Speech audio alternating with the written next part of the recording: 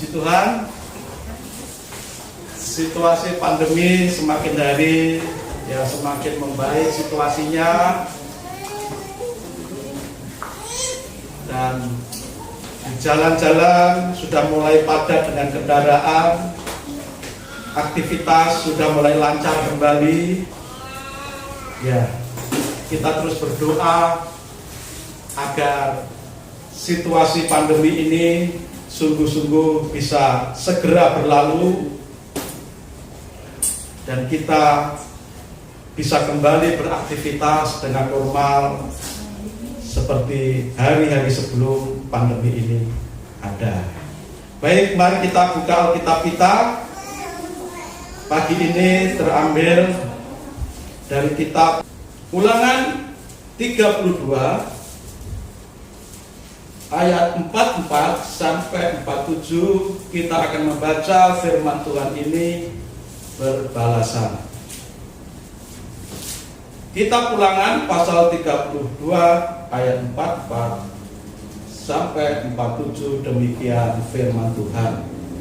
Lalu datanglah Musa bersama-sama dengan Yosua bin Nun dan menyampaikan ke telinga bangsa itu segala perkataannya yang tadi. Pak 5. Setelah Musa selesai menyampaikan segala perkataan itu kepada seluruh orang Israel, berkatalah ia kepada mereka, perhatikanlah segala perkataan yang kuperingatkan kepadamu pada hari ini, supaya kamu memerintahkannya kepada anak-anakmu untuk melakukan dengan setia segala perkataan hukum Taurat ini. 47. Sebab perkataan ini bukanlah perkataan hamba bagimu, tetapi itulah hidupmu, dan dengan perkataan ini akan lanjut umurmu kemana kamu pergi, menyeberangi sungai Yordan untuk menuruninya. Amin. Untuk firman Tuhan. Sidang jemaat yang dikasihi Tuhan Yesus Kristus. Ya. Tema renungan kita pada pagi ini yaitu generasi penyelamat, generasi pemenang. Generasi penyelamat, generasi pemenang. Ya. Tema Natal kita yaitu victory, kemenangan. Dan tema khotbah kita pada pagi ini adalah generasi penyelamat, generasi pemenang. Kita tadi membaca bersama-sama dalam satu perikop ini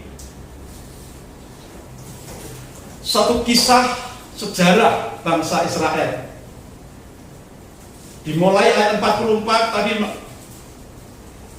Musa muncul di hadapan bangsa Israel didampingi oleh Yosua.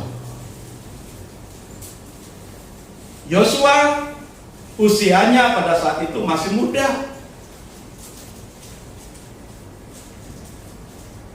Musa sudah tua. Dan Tuhan tidak mengizinkan Musa memasuki tanah perjanjian Kanaan. Kenapa? Karena Musa pernah memberontak kepada Tuhan. Dan kalau kita membaca di dalam kitab Ulangan ini, pada akhirnya benar Musa tidak bisa masuk ke negeri Kanaan, tanah perjanjian, tanah yang dijanjikan Tuhan untuk umatnya. Musa hanya bisa melihat luas wilayah tanah perjanjian Kanaan itu melalui melihat dari atas puncak gunung Nebo. Musa yang sudah berjerih lelah demikian rupa sejak di Mesir sampai perjalanan di padang gurun dengan berbagai lika-liku, susah sulitnya hidup bersama rombongan bangsa Israel. Tapi pada akhirnya tidak bisa menikmati alam negeri perjanjian tanah Kanaan yang penuh limpah dengan susu dan madu, tanah yang subur dan makmur. Musa hanya bisa melihat dari kejauhan dari puncak pegunungan Nebo.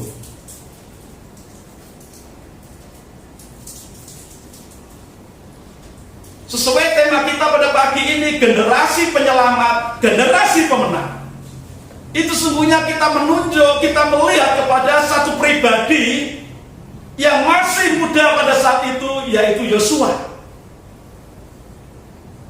Tidak terbayangkan kalau andai kata Musa yang sudah memimpin bangsa Israel keluar dari perbudakan Mesir, lalu melewati ganasnya padang gurun selama sekian puluh tahun,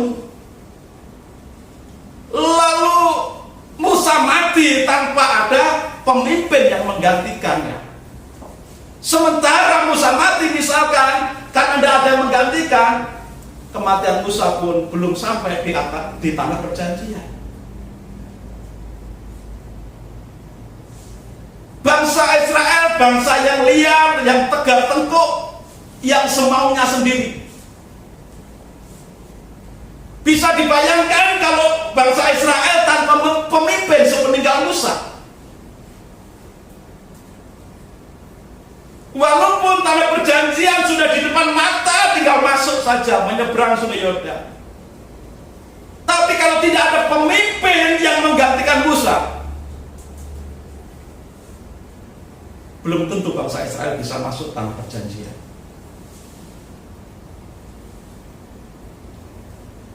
Tetapi Tuhan sudah menyiapkan Yosua, anak muda yang dipakai Tuhan, yang dipilih oleh Tuhan, untuk pada akhirnya menggantikan Musa yang harus meninggal sebelum masuk tanah perjanjian.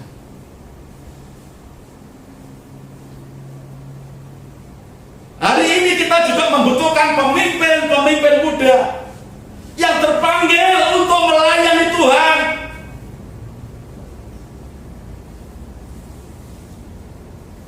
Di sini yang paling muda dari penatua Pak Agus, 1 tahun lagi lebih tua Pak Slamet,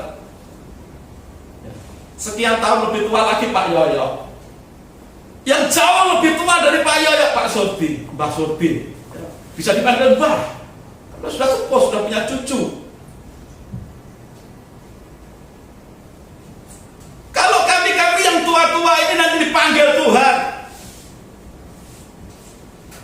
maka harus ada pengganti yang masih muda-muda ini. Harus siap dipakai oleh Tuhan. Harus siap melayani Tuhan, menggantikan kami yang sudah pada saatnya. Kalau Pak Slamet hari tahun ini 50, paling tidak lama lagi lah.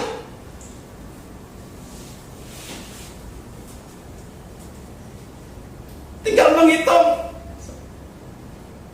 Nanti 10 tahun lagi entah masih kuat entah tidak juga tidak tahu.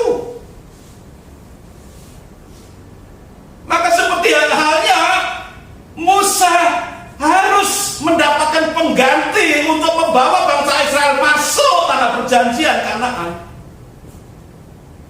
Maka umat Tuhan di zaman ini juga di GJP Lehem harus memiliki, harus mempunyai pengganti kami yang sudah seiring usia sudah dimakan usia ini.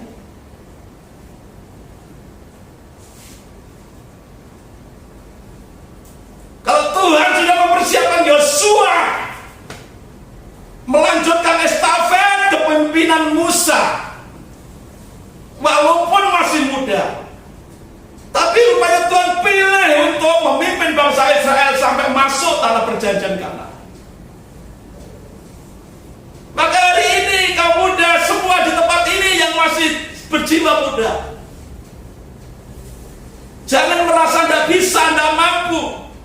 Masalahnya adalah mau atau tidak mau dipakai oleh Tuhan. Natal kita pada tahun ini panitianya dipegang anak-anak muda. Pak Yoyo sudah tidak ngambil bagian, paling nanti jadi soundman. Pak Slamet pun tidak masuk di grup WA panitia. Melatih anak-anak muda untuk bisa mandiri berkomunikasi sesama tim panitia. Harus belajar bisa memikul tanggung jawab ini.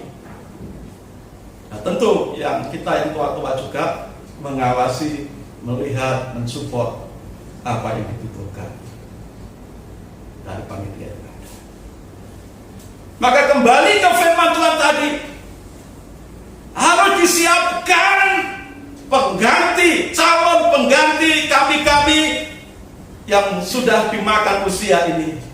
Seperti hanya Tuhan menyiapkan pengganti Musa, Yosua.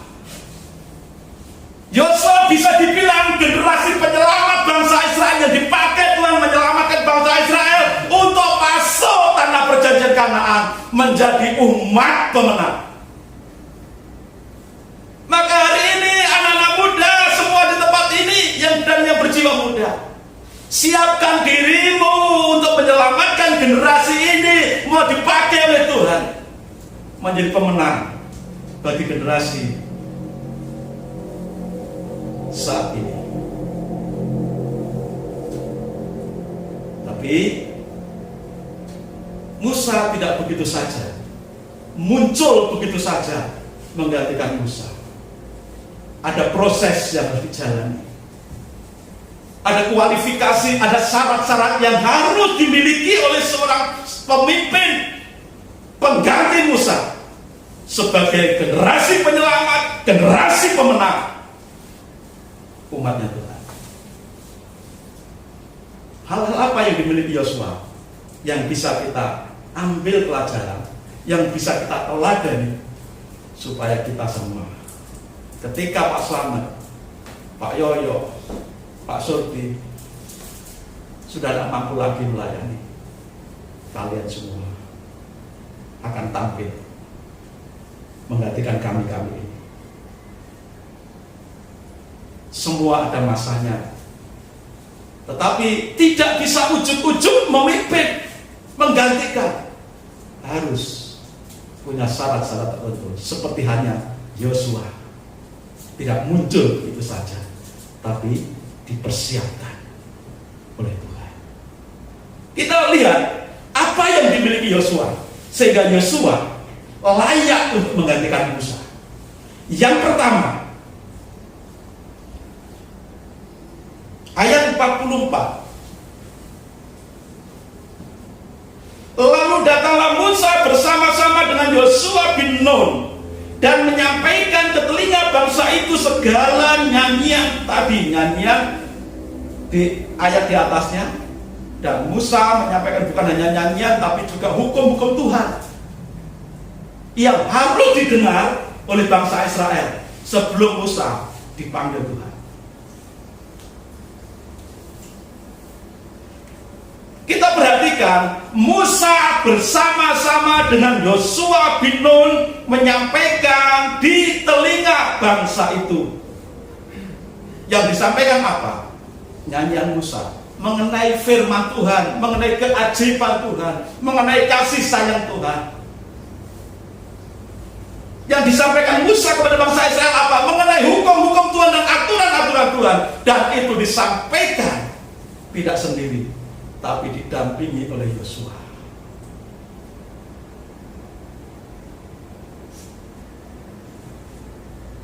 Yosua diajak tampil di hadapan bangsa Israel untuk diperkenalkan kepada bangsa Israel.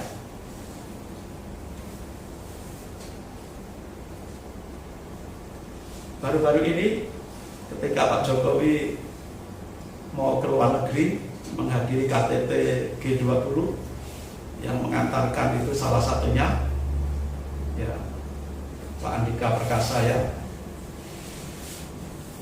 Bagi beberapa pengamat ini aneh. Biasanya yang mengantarkan presiden itu kan Panglima TNI. Ini Kepala Staf Angkatan Darat yang mengantarkan. Artinya apa? Berarti pengamat sudah bisa membaca. Oh, berarti kelak yang akan dipilih Pak Jokowi menggantikan Panglima TNI yang sudah waktunya pensiun, yaitu Bapak Andika Perkasa. Sama dengan peristiwa saat Musa mengajak Yosua tampil menyampaikan hukum-hukum Tuhan, menyampaikan firman Tuhan kepada bangsa Israel. Ini indikasi bahwa kalau Musa dipanggil Tuhan, yang menggantikan Musa adalah Yosua. Kenapa tidak yang lain? Yang lebih senior dari Yosua kan ada. Bukan masalah senioritasnya, tapi kapasitasnya di hadapan Tuhan. Kalau sampai Yosua bisa berdiri sejajar di masa-masa terakhir, detik-detik terakhir kemunculan Musa di hadapan bangsa Israel, tentu karena Yosua punya satu hal yang tidak dimiliki oleh orang lain di bangsa Israel. Apa itu? Iman Yosua yang tangguh. Yosua begitu beriman, begitu percaya kepada Tuhan yang dia percaya, yang dia sembah. Iman yang seperti yang dimiliki oleh Yosua ini tidak dimiliki oleh orang lain di bangsa Israel pada saat itu. Ada satu pribadi yang namanya Kaleb. Tapi Tuhan lebih memilih Yosua untuk menggantikan Musa. Berarti di sini memang Yosua memiliki nilai lebih di pandangan Tuhan. Iman yang melebihi orang-orang sebangsanya.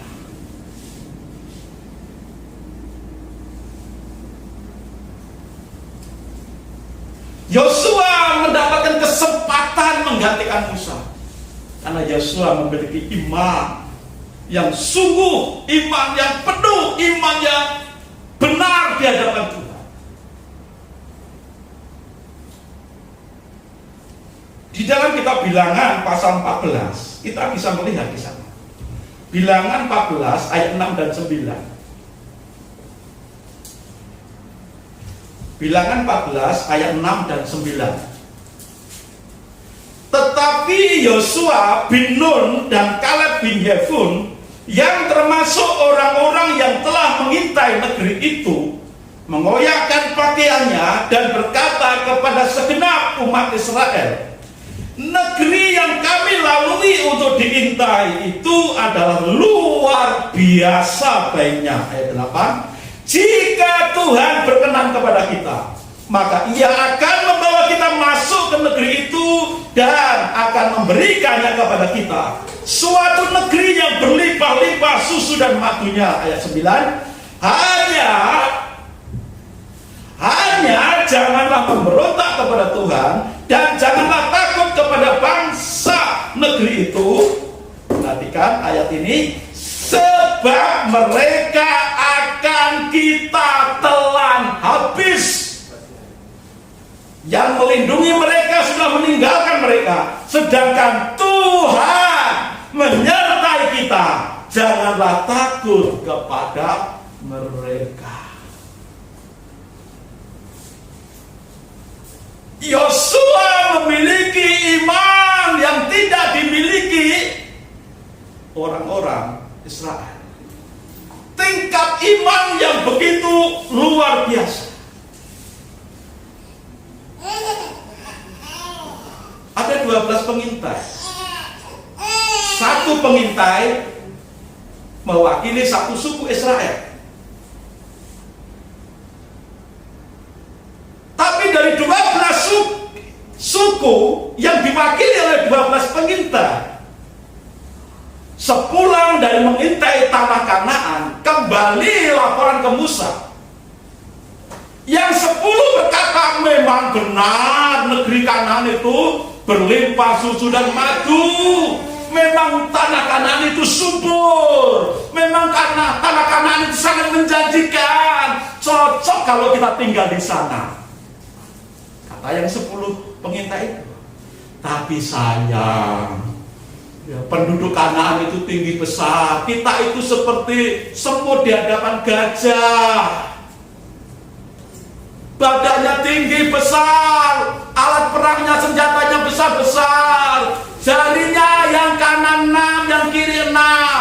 Jadi jari kaki, jari tangan ada 24 semuanya. Memang betul kata mereka dalam laporan. Tanah Kanaan itu luar biasa, tidak ada bandingnya. Suburnya, makmurnya. Tapi penghuninya yang harus dikalahkan adalah raksasa-raksasa, keturunan raksasa. Kita tidak mungkin bisa mengalahkan mereka, kata 10 pengintai. Tapi 2 pengintai yang bernama Yosua dan Kaleb menyatakan imannya yang luar biasa. Dan Yosua berkata, terutama kita baca tadi di dalam ayat 9, mereka akan kita telan habis. Tuhan menyertai kita. Janganlah takut pada mereka. Yosua, Kaleb melawan 10 temannya yang sama-sama mengintai, yang sama-sama melihat fakta di sana. Yang 10 tidak punya iman untuk mengalahkan. Yang 2 orang, Yosua dan Kaleb, punya iman untuk bisa masuk menaklukkan tanah Kanaan. Mereka akan kita, bahasanya, mereka akan kita telan habis. Telan itu diulu, saudara, diuntal, ditelan, tidak usah dikunyah. Makan langsung masuk langsung masuk langsung kayak minum kapsul atau obat, itu masuk langsung itu ditelan. Mereka akan kita telan habis. Tuhan yang menyertai mereka sudah meninggalkan mereka, tapi Tuhan kita menyertai kita. Dia adalah Immanuel, Allah beserta dengan kita.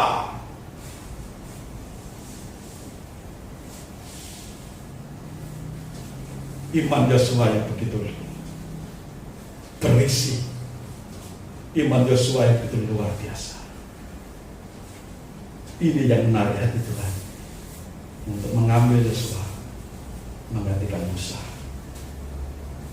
Pemimpin rohani, pemimpin bangsa umatnya Tuhan harus dipimpin oleh orang-orang yang punya iman yang tangguh, iman yang besar, iman yang kuat. Karena tantangan begitu berat, tantangan begitu banyak, tantangan begitu besar, maka pemimpin umat Tuhan harus punya iman yang tangguh, iman yang besar menghadapi berbagai situasi keadaan yang ada. Yosua walaupun masih muda, punya iman yang kokoh, punya iman yang tangguh, punya iman yang padat berisi. Semua fakta yang dilihat oleh mata, begitu besar orang-orang di sana, begitu luar biasa orang-orang di sana. Tapi fakta yang dilihat oleh mata itu dikalahkan oleh mata iman, mata rohani yang dimiliki oleh Yosua. Kenapa? Karena dia percaya kepada Tuhan yang dia sembah, yang tidak terkalahkan. Maka anak-anak muda, semua yang ada di sini, semua tanpa kecuali, milikilah iman yang besar. Karena kalian akan meneruskan perjuangan kami-kami yang pada saatnya akan dipanggil Tuhan. Milikilah iman yang tangguh. Jangan iman tempe yang gampang berubah. Delay direbus, kasih lagi, nanti malam jadi tempe. 2 hari 3 hari jadi tempe bosok. Ya, benar. Jangan. Miliki iman yang kokoh. Imanmu jangan mau digeser oleh situasi apapun. Miliki iman Tuhan. Nah, kalianlah yang akan menggantikan kami ini. Kalian adalah generasi penyelamat, generasi pemenang. Ada banyak yang belum bisa kami kerjakan. Di tangan kalian semua yang akan meneruskan perjuangan kami, menyelamatkan dunia ini supaya tidak tenggelam di dalam dosa.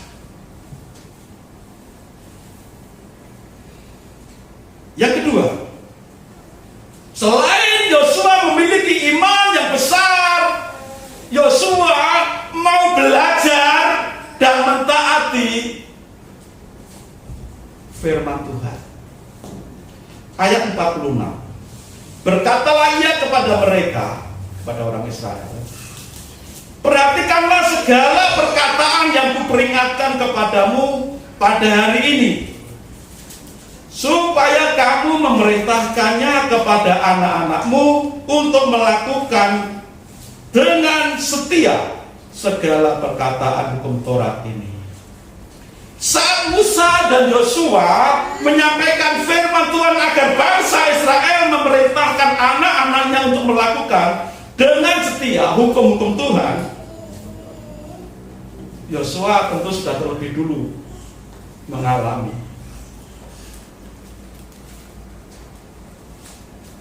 Ngalami apa saudara Yosua? Belajar kepada para seniornya. Yosua pasti belajar dari Musa. Yosua pasti belajar dari Harun. Yosua pasti belajar dari senior-senior yang lain di bangsa Israel mengenai kehidupan iman.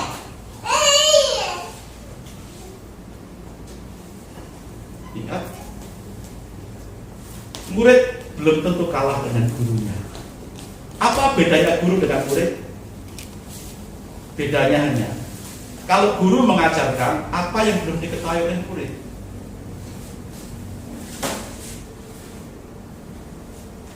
Guru menangnya hanya lebih dulu belajar satu bidang tertentu, satu mata pelajaran tertentu, sementara murid yang diajar belum belajar, maka dia mendengarkan dari apa yang pernah dia pelajari lebih dulu. Masalah hasil akhirnya belum tentu murid kalah dengan gurunya. Dan itu yang terjadi dengan Musa dan Yosua. Yosua belajar kepada Musa, Harun, dan senior-senior yang lain. Tapi rupanya imannya Yosua tidak kalah dibandingkan imannya Musa. Imannya Yosua tidak kalah dibandingkan imannya Harun. Walaupun toh Harun itu orang Lewi, keturunan imam. Walaupun toh Yosua itu bukan orang Lewi, Yosua dari suku Israel.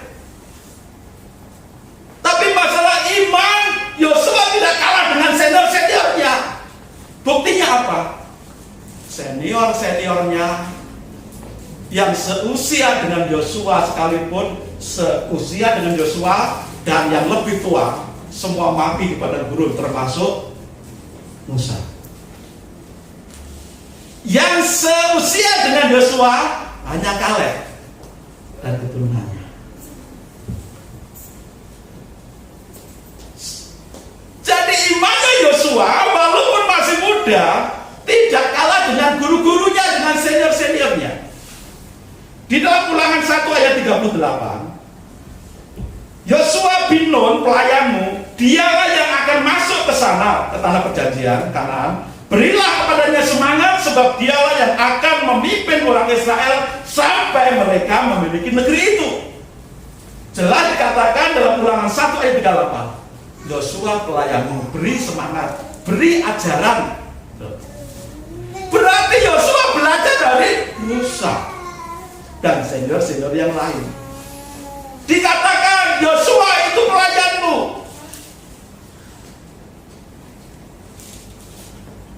Jangan gambarkan pelayan seperti pelayan di sini. Kalau dikatakan Yosua pelayan itu berarti Yosua memang melayani Musa dalam pengertian kebutuhan-kebutuhan apa yang diperlukan Musa itu Yosua yang menyiapkan. Tapi selain itu Yosua sebenarnya adalah seperti murid, hubungannya dengan guru, dengan Musa. Yosua banyak belajar dari Musa. Musa banyak memberi pelajaran semangat kepada Yosua. Berarti di sini Yosua selain punya iman besar, iman yang tangguh, Yosua mau belajar kepada yang lebih senior. Mau belajar dan mau diajar. Mengenai apa? Ketaatan kepada Tuhan. Ketaatan kepada firman Tuhan. Maka selanjutnya Yosua mengajarkan perintah Tuhan itu. Semua yang kuajarkan pada hari ini, perintahkan kepada anak-anakmu untuk setia melakukan firman. Yang pada selanjutnya ketika Yosua memimpin bangsa Israel, Yosua mengajarkan perintah Tuhan itu kepada anak-anak cucu-cucunya. Ingat, ini kata perintah. Memerintahkan kepada anak-anak, bukan menghimbau. Jadi kalau kita sebagai orang tua memerintahkan anak kita baca Alkitab, pergi ke gereja, itu kita mengikuti firman Tuhan, memerintah. Kadang anak-anak tidak tahu kalau tidak diperintah lebih dulu. Bukan berarti enggak, itu artinya menghimbau. Ya, nah kalau mau ke gereja di gereja, kalau enggak tidur ya tidur. Apa seperti itu? Nah kalau ada waktu baca Alkitab, kalau enggak ya enggak apa-apa. Apa seperti itu? Kalimatnya jelas. Supaya Yosua dan seluruh umat Israel memerintahkan anak-anaknya untuk dengan setia melakukan firman. Yosua sudah belajar dari Musa untuk mentaati melakukan firman. Belajar dari siapa? Dari Musa. Musa pernah satu kali gagal sehingga tidak boleh masuk ke tanah Kanaan.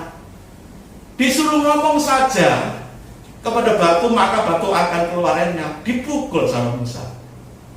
Berarti Musa satu kali tidak taat, dihukum oleh Tuhan, tidak boleh masuk tanah perjanjian. Maka belajar dari situ, Yosua belajar ketaatan penuh dari pengalaman kegagalan Musa dalam beriman, dalam mentaati Tuhan. Maka selanjutnya Yosua mengajarkan, memerintahkan kepada anak-anaknya, bukan mengimbau. Waktunya ibadah keras, makanya orang Israel itu keras kepada anak-anaknya. Kalau sekarang kena HAM saudara, keras. Hak-haknya anak itu untuk beragama. Kita coba belajar dari teman-teman saudara-saudara kita yang lain. Mereka memerintahkan, ayo sana, waktunya ibadah. Perintah. Kita seringkali orang Kristen kan kasih katanya, ya kalau longgar aja ke gereja. Kalau sibuk ya tidak usah lah. Nanti kalau tidak ada kerjaan aja ke gereja. Ini ke gereja kalau longgar. Melayani itu kalau ada waktu. Kalau senggang, tidak bisa. Ini perintah.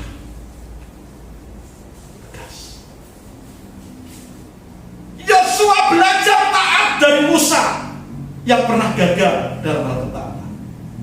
Maka dia berani memerintahkan kepada keluarganya, kepada anak-anaknya, kepada seluruh bangsa Israel harus taat. Pemimpin misalnya, generasi penyelamat, generasi pemenang. Kemenangan dimulai dari ketaatan kepada firman. Tidak ada kemenangan yang bisa kita capai tanpa kita tunduk kepada otoritas Tuhan. Kalaupun kita mendapatkan sepertinya kemenangan dan kemujuran di luar Tuhan, tanpa Tuhan, hati-hati seringkali itu menjebak kita untuk semakin jauh dengan Tuhan.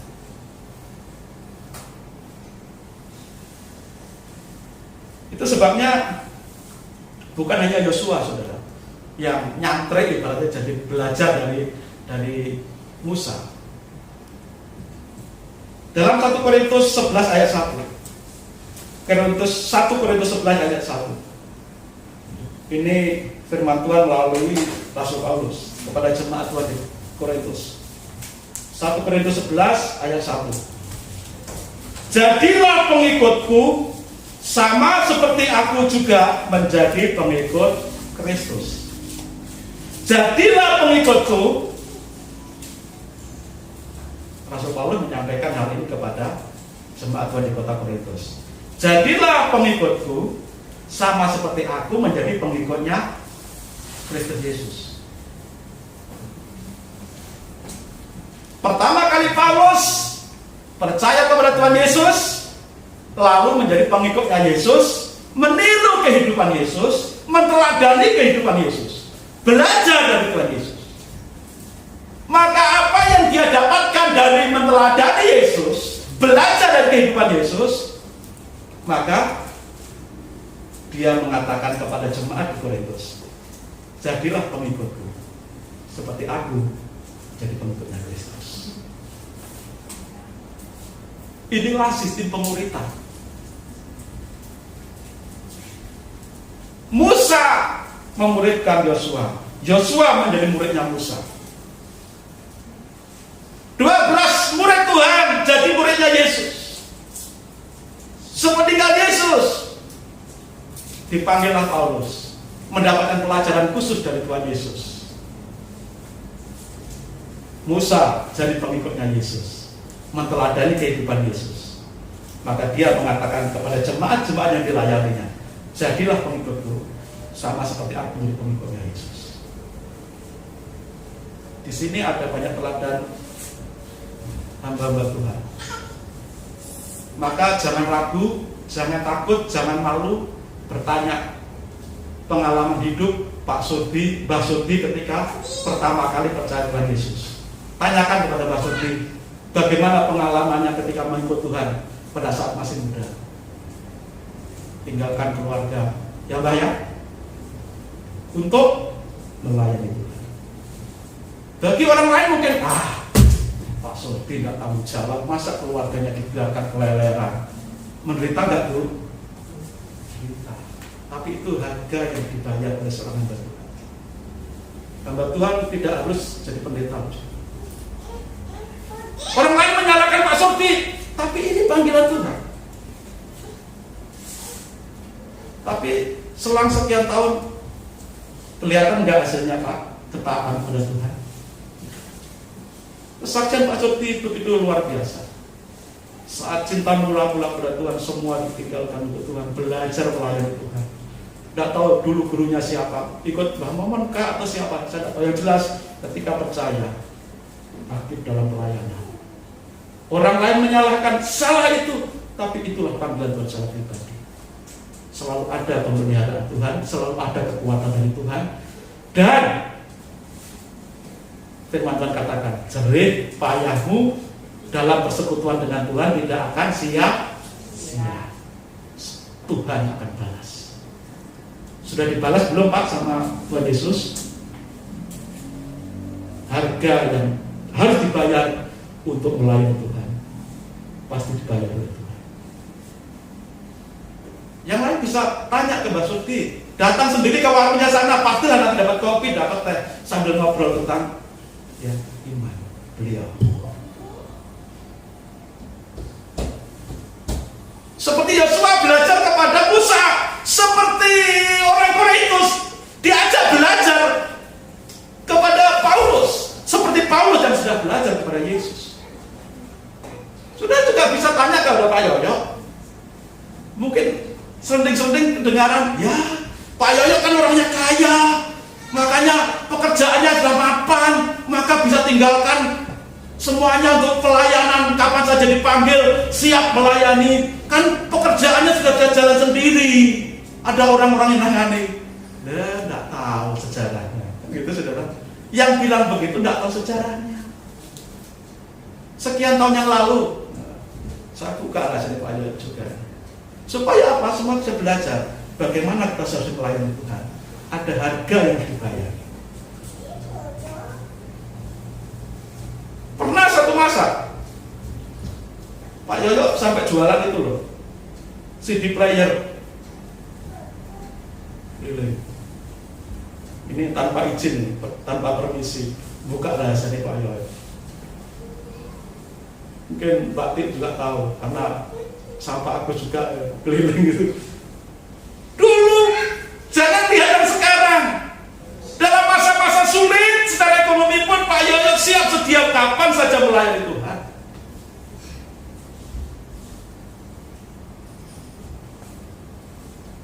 Bayar harga. Bukan sekali, 2 kali. Tapi saudara bisa belajar, tanya kepada Pak Yoyo, bagaimana saya melayani, bagaimana ceritanya dulu melayani. Apakah karena sudah kaya sekarang ini, apakah kaya sekarang sudah pekerjaan, sudah mapan, jalan sendiri, lalu bisa ditinggalkan melayani. Dulu sepedanya itu sepeda apa itu, Cina, apa namanya, Senek atau apa itu dulu. Keliling saudara. Sampai jualan kipas sama Pak Agus di mana ditangkap sama petugas kapal. Ada banyak cerita, tetapi dalam masa-masa sulit itu, kalau masalah pelayanan benar-benar dibelani, mau bayar harga.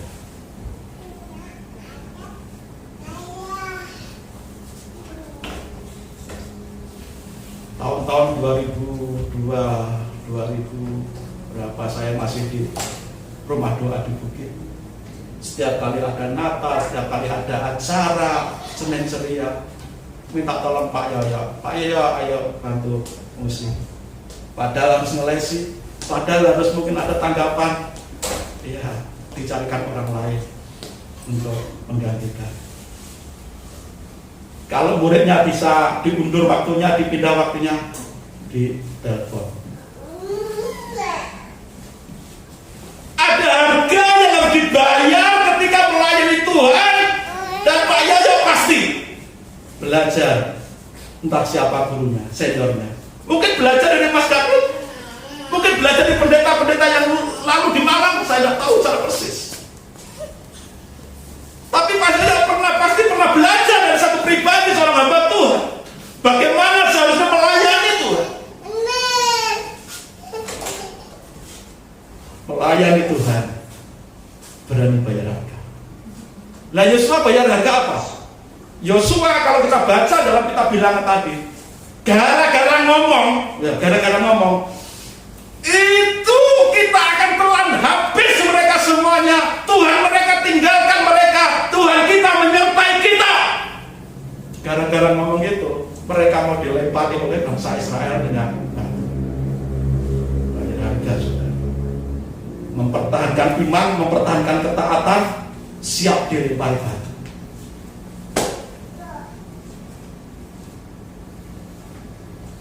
Jadi kalau kita belajar kepada yang lebih senior, seperti kita melihat contoh Yosua belajar kepada Musa mengenai ketaatan, mengenai pelayanan. Orang-orang Korintus dan jemaat-jemaat yang lain belajar dari cara mengikut Tuhan, cara melayani Tuhan. Melayani Tuhan bayar harga. Kalau kita ingin dan mau bertekad menjadi pemenang, menjadi generasi penyelamat, harus siap belajar dan diajar.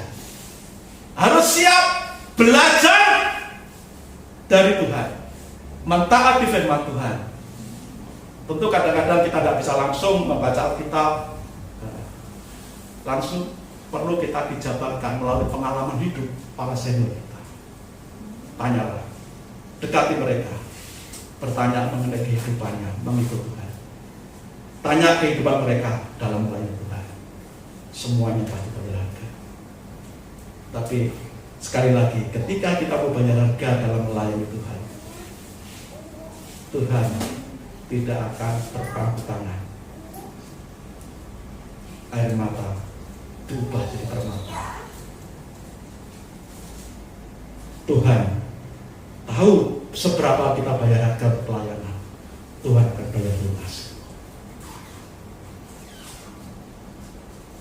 Pak Agus, sudah bisa tanya Pak Agus, bagaimana kesaksian dalam melayani Tuhan? Bayar harga. Semua yang mau melayani Tuhan harus siap bayar harga. Bersiko apapun demi melayani Tuhan. Yosua mau bayar harga.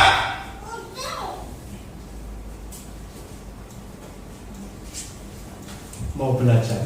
Kemauan untuk belajar dari senior itu tidak semua orang mau. Kadang-kadang ketika kita beri kesaksian tentang pengalaman kita ikut Tuhan, pengalaman kita melayani Tuhan, malah kok banding-bandingkan saya dengan dia.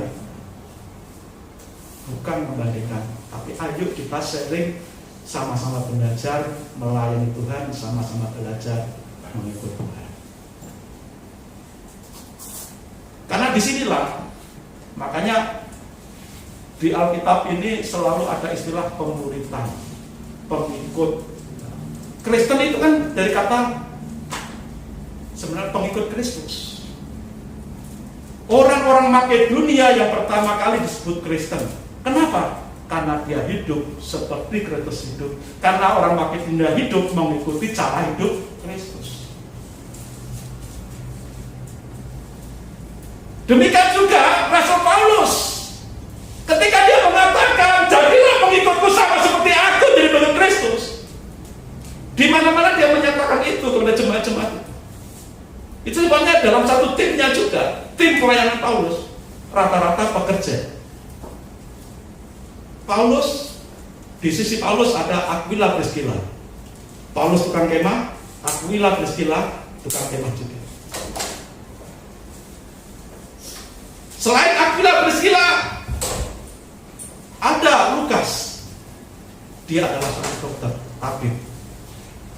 Pekerja juga, tapi melayani Tuhan juga. Belajar dari Lukas, belajar dari Paulus juga. Menyupport Paulus dalam hal kesehatan, belajar dari Paulus dalam hal pelayanan dan mengikut Tuhan, dan dia juga akhirnya bisa melayani. Sehingga menulis Injil Lukas. Pakai Tuhan menulis Injil Lukas. Dan teman-teman supaya Paulus juga pekerja yang tangguh. Maka tidak salah kalau Paulus menyatakan, jadilah pengikutku sama seperti aku jadi pengikutnya Yesus. Yesus juga pekerja yang tangguh. Dia anaknya tukang kayu, pasti bisa bukan kayu. Dia tidak akan membiarkan bapaknya Yusuf itu bekerja sendiri. Pasti tradisi orang Yahudi adalah anak itu tunduk kepada orang tua, hormat kepada orang tua. Rasa tunduk dan hormat kepada orang tua itu ditunjukkan dengan membantu pekerjaan orang tua. Maka Yesus juga sebenarnya pekerja yang tangguh. Maka tidak heran Paulus, salah satu muridnya, di kemudian hari juga pekerja yang tangguh. Pengikut Paulus ada Aquila Priscilla, ada Lukas, ada yang lain-lain, ada pekerja-pekerja yang tangguh. Di dalam mengerjakan pekerjaannya, dia tidak pernah meninggalkan Tuhan. Dalam mengerjakan pekerjaannya, demi pekerjaan, dia tidak meninggalkan Tuhan. Walaupun pekerjaan yang ditekuni oleh Paulus, Aquila Priscilla, itu untuk menyupport pekerjaan, untuk pelayanan. Menulis Alkitab Perjanjian Baru ada 27, separuh lebih ditulis oleh Rasul Paulus. dengan biaya sendiri. Uang dari mana? Bukan uang persembahan, tapi uang hasil kerja. Perjalanan Paulus misi lokal Israel sampai antar negara, sampai antar benua. Biaya dari mana? Hasil kerja jadi tukang kemah. Mendirikan banyak jemaat, hasil dari mana? Hasil dari kerja jadi tukang kemah. Walaupun pekerjaannya itu menyupport pelayanan, tapi Paulus tidak berani meninggalkan pelayanan demi pekerjaan. Ini yang mesti kita pelajari. Kalau Paulus menyatakan jadilah pengikutku sama seperti aku jadi pengikut Kristus, maka kita harus mengerti hal ini. Sama seperti Yosua jadi pengikutnya Musa, maka Yosua memerintahkan kepada anak-anak dan cucu-cucunya seluruh bangsa Israel untuk menjadi pengikutnya. Taat, karena yang diperintahkan Yosua adalah firman Tuhan. Maka mari kita belajar. Kalian generasi penyelamat, generasi pemenang. Belajarlah dari para senior, belajarlah dari Tuhan untuk mentaati Tuhan. Yang ketiga, Yosua sungguh-sungguh percaya bahwa firman Tuhan adalah kehidupannya. Ayatnya di mana? Ayat 47. Sebab perkataan ini bukanlah perkataan hampa bagimu, tetapi itulah hidupmu. Dan dengan perkataan ini akan lanjut umurmu di tanah ini kemana kamu pergi, menyeberangi sungai Yordan untuk mendudukinya. Hukum ini, hukum Taurat ini, firman Tuhan ini adalah hidupmu. Yosua percaya penuh firman Tuhan adalah mati dan hidupnya. Ketika Yosua mentaati firman, Yosua akan panjang umur, diberkati, disertai oleh Tuhan, penuh dengan kemenangan. Ketika Yosua tidak mentaati firman Tuhan, Yosua akan kalah dan mengalami masa-masa sulit, tidak disertai oleh Tuhan. Maka dikatakan perkataan ini bukanlah perkataan yang hampa bagimu, tetapi adalah hidupmu. Masih ingat ayat beberapa hari yang lalu dari ayat ini, tapi dalam versi bahasa Indonesia sehari-hari. Ada yang masih ingat di WA?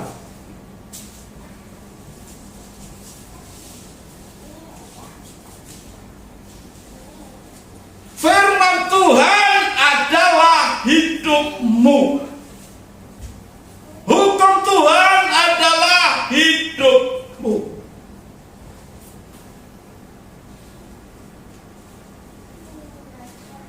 Yosua percaya firman Tuhan dan mentaati firman Tuhan, maka kehidupan Yosua ketika menerima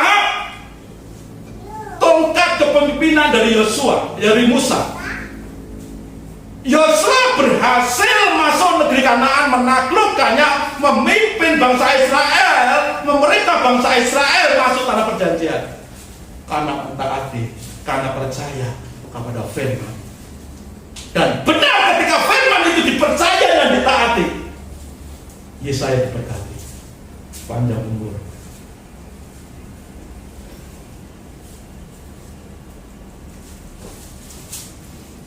Kita juga ketika kita mau melayani Tuhan harus percaya kebenaran firman Tuhan full.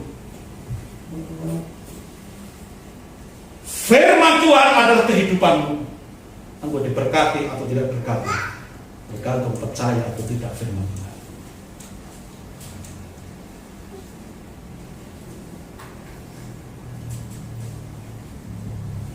Di dalam Ulangan 8 ayat 3 berkata demikian. Jadi Tuhan merendahkan hatimu, membiarkan engkau lapar dan memberi engkau makan mana yang tidak kau kenal, dan yang juga tidak dikenal oleh nenek moyangmu, untuk membuat engkau mengerti bahwa manusia hidup bukan dari roti saja, tetapi manusia hidup dari segala yang diucapkan Tuhan. Manusia hidup bukan dari roti saja, tetapi dari setiap firman Tuhan yang diucapkan Tuhan. Maka kita harus percaya. Ketika kita percaya firman Tuhan, mentaati firman Tuhan, kehidupan menjadi bagian kita, menjadi milik kita. Saudara bisa makan sekenyang-kenyangnya, tapi itu untuk kebutuhan fisikmu saja, jasmani saja. Tapi kekuatan sebenarnya dalam hidupmu, kekuatan rohanimu, hanya bisa dipuaskan, dikuatkan oleh firman Tuhan. Dan apa yang bersifat materi itu bisa diadakan karena firman Tuhan. Allah yang bisa menghidupkan orang mati, Allah juga melalui firman-Nya bukan hanya menghidupkan orang mati, tapi melalui firman Tuhan, apa yang tidak ada menjadi ada. Ketika kita percaya firman Tuhan, maka walaupun saat ini sepertinya tidak ada pertolongan, sepertinya tidak ada harapan secara logika, secara yang kelihatan di mata, tapi kalau kau percaya firman Tuhan, katakan, firman Tuhan adalah hidupmu.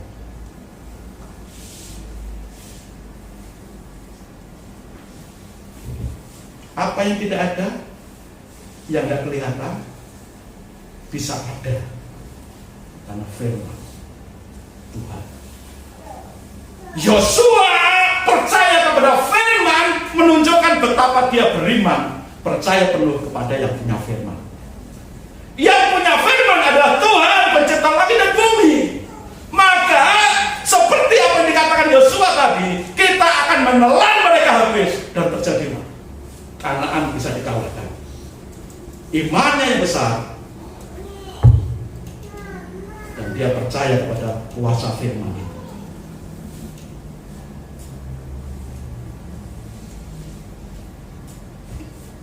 Di dalam Mazmur pasal 1 ayat 2 dan 3. Mazmur 1 ayat 2 dan 3. Silakan yang punya suara keras, lantang untuk membacakannya. Mazmur 1 ayat 2 dan 3.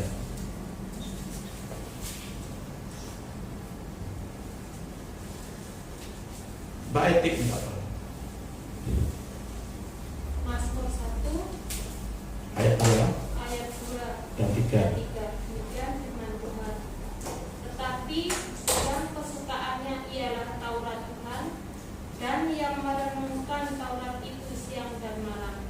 Ayat 3. Ia seperti pohon yang ditanam di tepi aliran air, yang menghasilkan buahnya pada musimnya, dan yang tidak lain daunnya, apa saja yang diperbuatnya berhasil. Inilah yang dimaksud dengan firman itu adalah hidupmu. Firman adalah hidupmu, firman adalah kehidupanmu. Ketika kita menyukai firman, merenungkan firman Tuhan, maka kita seperti pohon yang tertanam di tepi aliran air, yang tidak akan layu daunnya, yang tidak akan kering, yang tidak akan berguguran, yang akan berbuah pada musimnya, dan apa saja yang dibuat hasil.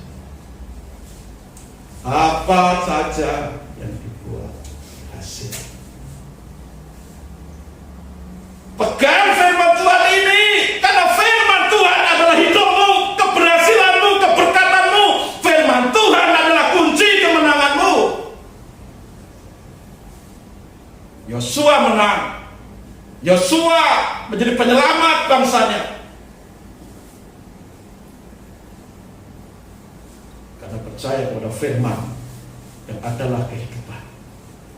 Ketika kita percaya kepada firman Tuhan, maka kita hidup.